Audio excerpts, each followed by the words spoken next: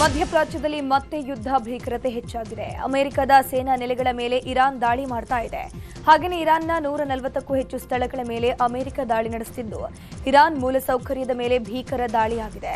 ಇದಕ್ಕೆ ಇರಾನ್ ಎಚ್ಚರಿಕೆ ಕೊಟ್ಟಿದ್ದು, ನಮ್ಮ ಮೂಲಸೌಕರ್ಯವನ್ನ ಮತ್ತೊಮ್ಮೆ ಮುಟ್ಟಿದ್ರೆ ಇಡೀ ಕೊಲ್ಲಿ ದೇಶಗಳ ಇಂಧನ ಮೂಲಸೌಕರ್ಯವನ್ನೇ ಸರ್ವನಾಶ ಮಾಡ್ತೀವಿ ಅಂತ ಇರಾನ್ ಎಚ್ಚರಿಸಿದೆ. UAE, Saudi Arabia, Kuwait, Bahrain, Jordan, Qatar ಮತ್ತು ಅಮೆರಿಕದ ಎಲ್ಲ ಪಾಲುದಾರರಿಗೆ ಸೇರಿದ ಮೂಲಸೌಕರ್ಯವನ್ನ ಧ್ವಂಸ ಮಾಡ್ತೀವಿ ಅಂತ ಇರಾನ್ ಎಚ್ಚರಿಕೆ ನೀಡಿದೆ. ಕುವೈತ್ನಲ್ಲಿರುವಂತಹ ಅಮೆರಿಕ ಸೇನಾ ನೆಲೆ ಮೇಲೆ ಇರಾನ್ ಅಟ್ಯಾಕ್ ನಡೆಸಿದೆ. ಕುವೈತ್ನಲ್ಲಿನ ಹಿಮ್ರಾಸ್ ಕ್ಷಿಪಣಿ ವ್ಯವಸ್ಥೆಯನ್ನ ಇರಾನ್ ದಾಳಿ ನಡೆಸಿದೆ. ಹಿಮ್ರಾಸ್ ಕ್ಷಿಪಣಿ ವ್ಯವಸ್ಥೆ ಮೇಲೆ ಇರಾನ್ ಬ್ಯಾಲಿಸ್ಟಿಕ್ ಹಾಗೂ ಡ್ರೋನ್ಗಳಿಂದ ಅಟ್ಯಾಕ್ ಮಾಡಿರುವುದು. ಅಮೆರಿಕ ಇರಾನ್ ಮೇಲೆ ದಾಳಿಯನ್ನು ಮುಂದುವರೆಸಿದೆ. ಇರಾನ್ನ ಬಾಂದ್ರಾ ಲೆಂಘಾನ್ ಸೌಥರ್ನ್ ಪೋರ್ಟ್ ಬಳಿ ಇರುವಂತಹ ಫರೂರ್ ದ್ವೀಪದ ಮೇಲೆ ಅಮೆರಿಕ ವೈಮಾನಿಕ ದಾಳಿ ನಡೆಸಿದೆ. ದಾಳಿಯಲ್ಲಿ ಟೆಲಿಕಾಂ ಸಿಬ್ಬಂದಿ ಮೃತಪಟ್ಟಿದ್ದು, ಇಬ್ಬರು ಗಂಭೀರವಾಗಿ ಗಾಯಗೊಂಡಿದ್ದಾರೆ. ಇನ್ನೊಂದು ಕಡೆ ಇರಾನ್ ರಕ್ಷಣಾ ವ್ಯವಸ್ಥೆಯನ್ನೇ ಗುರಿಯಾಗಿಸಿ ಅಮೆರಿಕ ಮಿಸೈಲ್ ಅಟ್ಯಾಕ್ ನಡೆಸಿದೆ. ಇರಾನ್ ಕಮಾಂಡರ್ ಸೆಂಟರ್ಸ್, ವಾಯು ರಕ್ಷಣಾ ಸಂಸ್ಥೆ, ರಾಡರ್ಸ್, ಡ್ರೋನ್ ಸಂಗ್ರಹಿಸುವಂತಹ ಜಾಗ, ಮಿಸೈಲ್ ತಯಾರಿಸುವಂತಹ ಸ್ಥಳಗಳ ಮೇಲೆ ದಾಳಿ ಮಾಡಿ ಧ್ವಂಸಗೊಳಿಸಿದೆ. ಇನ್ನು ಕೇಶ್ಮ್ ದ್ವೀಪ, ಅಬ್ಬಾಸ್ ಬಂದರು, ಸಿರಿಕ್ ದ್ವೀಪಗಳ ಮೇಲೂ ಅಮೆರಿಕ ಭೀಕರ ದಾಳಿಯನ್ನು ಮುಂದುವರೆಸಿದೆ.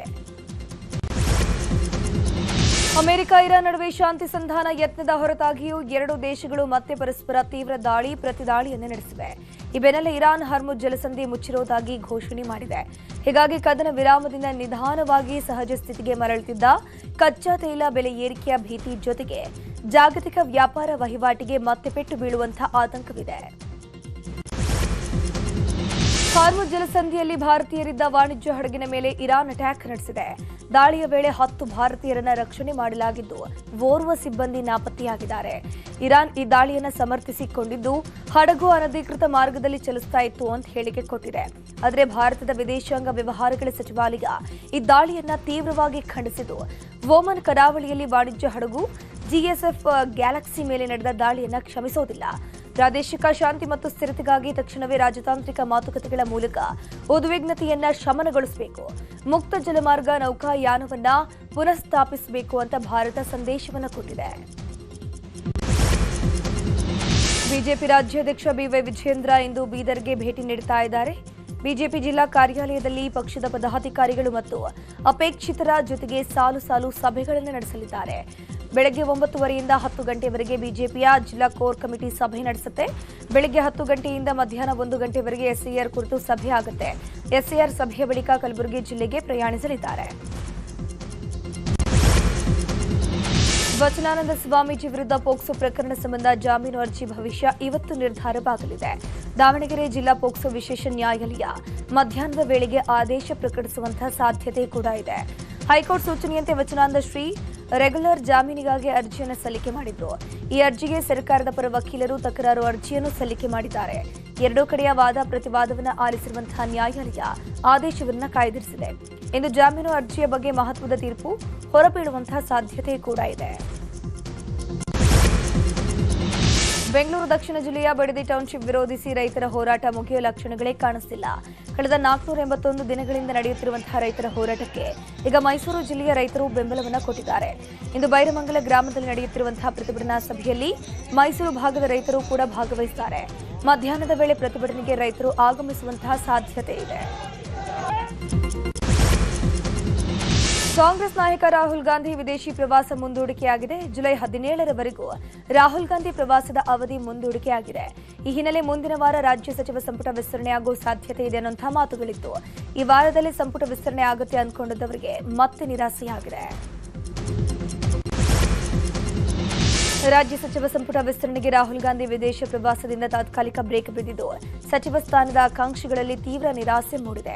ಬರೀ 12 ಜನರ ಸಂಪುಟದಲ್ಲೇ ಸರ್ಕಾರ ನಡೀತಾ ಇದ್ದು, ಮಂತ್ರಿಯಾಗಲು ಭಾರೀ ಸರ್ಕಸ್ ನಡೀತಾ ಇದೆ. ಸಿಎಂ ಡಿಕೆ ಶಿವಕುಮಾರ್ ಹೈಕಮಾಂಡ್ ಭೇಟಿಯಾಗಿ ನೂತನ ಸಚಿವರ ಪಟ್ಟಿಗೆ ಒಪ್ಪಿಗೆ ಪಡೆಯಬೇಕು. ಆದರೆ ರಾಹುಲ್ ಗಾಂಧಿ ವಿದೇಶ ಪ್ರವಾಸ ಹಿನ್ನೆಲೆಯಲ್ಲಿ ಮತ್ತೆ ಸಂಪುಟ ವಿಸ್ತರಣೆ ಮುಂದೂಡಿಕೆಯಾಗುವಂತಹ ಸಾಧ್ಯತೆ ಇದೆ. ಆಷಾಢ ಮಾಸ ಇರೋದ್ರಿಂದ ಸಂಪುಟ ವಿಸ್ತರಣೆ 1 ತಿಂಗಳವರೆಗೂ ಮುಂದೂಡಿಕೆಯಾಗುವಂತಹ ಸಾಧ್ಯತೆ ಇದೆ. ಹೀಗಾಗಿ ಶ್ರಾವಣ ಮಾಸದವರೆಗೂ ಆಕಾಂಕ್ಷಿಗಳು ಸಚಿವ ಸ್ಥಾನಕ್ಕೆ ಕಾಯಲೇಬೇಕಾದ ಅನಿವಾರ್ಯತೆ ಎದುರಾಗಿದೆ.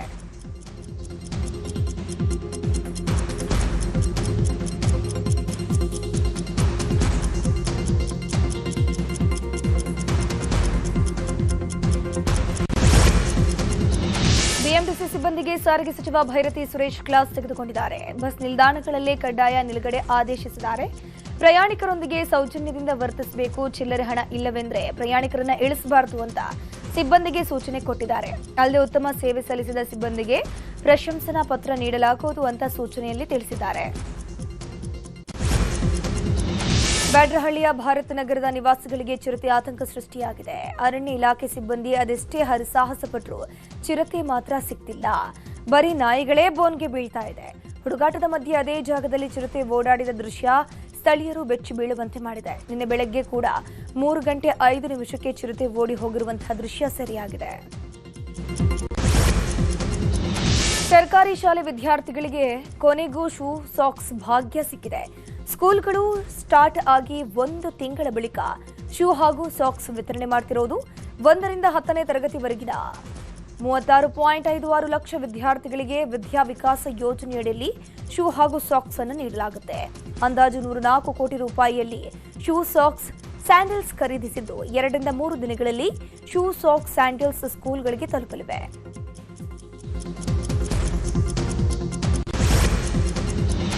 ಮಂಗಳೂರಿನ ಬಿಜೆಪಿ ಮುಖಂಡ ಪ್ರವೀಣ್ ನೆಟ್ಟಾರು ಕೊಲೆ ಪ್ರಕರಣಕ್ಕೆ ಸಂಬಂಧಿಸಿದ 2 ಆರೋಪಿಗಳನ್ನು ಎನ್ಐಎ ಅಧಿಕಾರಿಗಳು ಅರೆಸ್ಟ್ ಮಾಡಿದ್ದಾರೆ.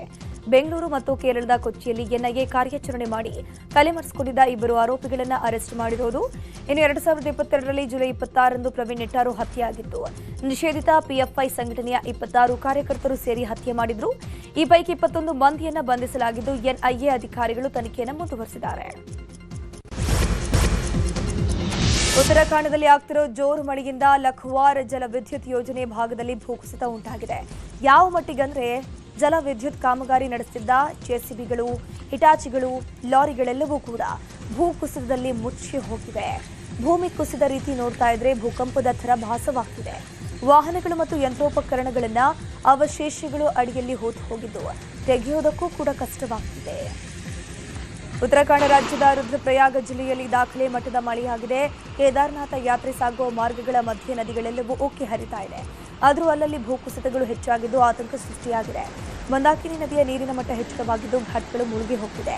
ಅಲ್ಲಲ್ಲಿ ಭೂಕುಸಿತ ಆಗ್ತಿರೋದ್ರಿಂದ ಕೇದಾರನಾಥ ಯಾತ್ರಿಕರಿಗೂ ಎಚ್ಚರಿಕೆಯನ್ನು ನೀಡಲಾಗಿದೆ. ಇನ್ನು ಕೆಂಪ್ಟಿಯಿಂದ ಮಸೂರಿ ಬ್ಯಾಂಡ್ವರೆಗಿನ ರಸ್ತೆಯ ಅನೇಕ ಸ್ಥಳಗಳಲ್ಲಿ ಬೆಟ್ಟಗುಡ್ಡಗಳು ಕುಸಿತಾ ಇದೆ. ರಸ್ತೆ ಸಂಪರ್ಕ ಹಾಳಾಗಿದ್ದು ಜೆಸಿಬಿ ಯಂತ್ರಗಳೊಂದಿಗೆ ದುರಸ್ತಿ ಕಾರ್ಯ ನಡೀತಾ ಇದೆ. ಚಾರ್ಧಾಮ್ ಯಾತ್ರಿಕರನ್ನ ಸುರಕ್ಷತೆಯ ಹಿತದೃಷ್ಟಿಯಿಂದ ಅರ್ಧದಲ್ಲೇ ತಡೆದು ನಿಲ್ಲಿಸಿದ್ದಾರೆ. ಪರ್ಯಾಯ ಮಾರ್ಗ ಸೂಚಿಸುವವರೆಗೂ ಯಮುನೋತ್ರಿ ಯಾತ್ರಿಕರಿಗೆ ವಿಕಾಸನಗರದಲ್ಲಿ ವಾಸ್ತವ್ಯಕ್ಕೆ ವ್ಯವಸ್ಥೆಯನ್ನು ಮಾಡಿದ್ದಾರೆ. ಮಸೂರಿ ರಸ್ತೆಯ ಮಾರ್ಗವನ್ನು ಸಂಪೂರ್ಣವಾಗಿ ಬಂದ್ ಮಾಡಿದ್ದು ಯಾವ ವಾಹನಗಳನ್ನು ಬಿಡುತ್ತಿಲ್ಲ. ಬ್ರಿಟನ್ನ ಲಾರ್ಡ್ಸ್ ಮೈದಾನದಲ್ಲಿ ನಡೆಯುತ್ತಿರುವಂತಹ ಇಂಗ್ಲೆಂಡ್ ವಿರುದ್ಧದ ಟೆಸ್ಟ್ ಪಂದ್ಯದಲ್ಲಿ ಭಾರತದ ಮಹಿಳೆಯರದ್ದೇ ಸವಾರಿ. ಮೊದಲ ಇನ್ನಿಂಗ್ಸ್ನಲ್ಲಿ 285 ರನ್ ಬಾರಿಸಿದ ಟೀಂ ಇಂಡಿಯಾ ಆಂಗ್ಲರನ್ನ 170 ರನ್ಗಳಿಂದ ಆಲ್ಔಟ್ ಮಾಡುವ ಮೂಲಕ 115 ರನ್ಗಳ ಲೀಡ್ ಪಡೆದಿತ್ತು. ಎರಡನೇ ಇನ್ನಿಂಗ್ಸ್ನಲ್ಲೂ ಬೃಹತ್ ಮೊತ್ತ ಪೇರಿಸಿದಂತಹ ಪರಿಣಾಮ ಭಾರತ ಮಹಿಳೆಯರ ಗೆಲುವಿನ ಹಾದಿ ಸುಗಮಗೊಂಡಿದೆ. ಯಸ್ತಿಕಾ ಭಾಟಿಯಾ ಸೆಂಚುರಿ ಸಿಡಿಸಿದ್ರು. ಇಂಗ್ಲೆಂಡ್ 6 ವಿಕೆಟ್ ನಷ್ಟಕ್ಕೆ 130 ರನ್ ಗಳಿಸಿದ್ದು ಇನ್ನು 327 ರನ್ಗಳ ಹಿನ್ನಡೆಯಲ್ಲಿದ್ದಾರೆ. ಇಟಲಿಯ ಯಾನಿಕ್ ಸಿನ್ನರ್ ಸತತ 2ನೇ ಬಾರಿ ವಿಂಬಲ್ಡನ್ ಗ್ರ್ಯಾಂಡ್ ಸ್ಲಾಮ್ ಟೆನ್ನಿಸ್ ಟೂರ್ನಿಯಲ್ಲಿ ಚಾಂಪಿಯನ್ ಆಗಿದ್ದಾರೆ. ಫೈನಲ್ನಲ್ಲಿ ಜರ್ಮನಿಯ ಅಲೆಕ್ಸಾಂಡರ್ ಜ್ವೈವರ್ ವಿರುದ್ಧ ರೋಚಕ ಗೆಲುವು ಸಾಧಿಸಿ ಚಾಂಪಿಯನ್ ಆಗಿರೋದು. ಜ್ವೈವರ್ ವಿರುದ್ಧ 6-7, 7-6, 6-3, 6-4 ಸೆಟ್ಗಳಿಂದ ಭರ್ಜರಿ ಜಯ ಸಾಧಿಸಿದ್ದಾರೆ. 24 ವರ್ಷದ ಸಿನ್ನರ್ 2.5 ವರ್ಷದಲ್ಲಿ 5 ಗ್ರ್ಯಾಂಡ್ ಸ್ಲಾಮ್ ಗೆದ್ದು ದಾಖಲೆ ಬರೆದಿದ್ದಾರೆ.